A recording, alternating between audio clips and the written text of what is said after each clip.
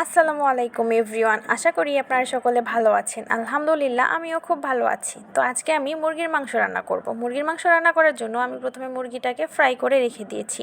তারপর একটি কড়াইয়ের মধ্যে পেঁয়াজ কুচি, মরিচ সুন্দর মতো ভেজে তার মধ্যে একে একে আদা বাটা, রসুন বাটা, মরিচের গুঁড়ো, তারপর হলুদ গুঁড়ো, তারপরে 5 প্রকার মশলা গুঁড়ো ভেজে রাখা, তারপরে তার মধ্যে পরিমাণ মতো নুন দিয়ে সুন্দর মতো নেড়ে চেড়ে নেব।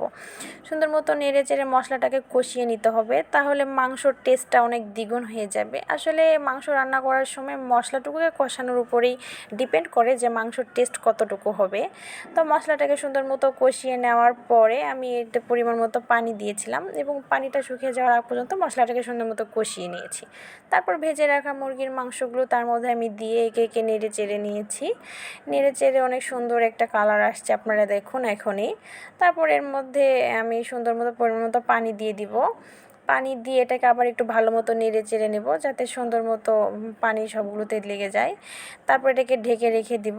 তারপর এটা রান্না হয়ে গেলে এটা আমি সুন্দর মতো নেড়ে চেড়ে এর উপরে ভাজা জিরে গুঁড়ো আবার একটু দিব। তো ভাজা জিরে গুঁড়ো দেওয়ার পরে সুন্দর একটা ফ্লেভার চলে আসে আর কি।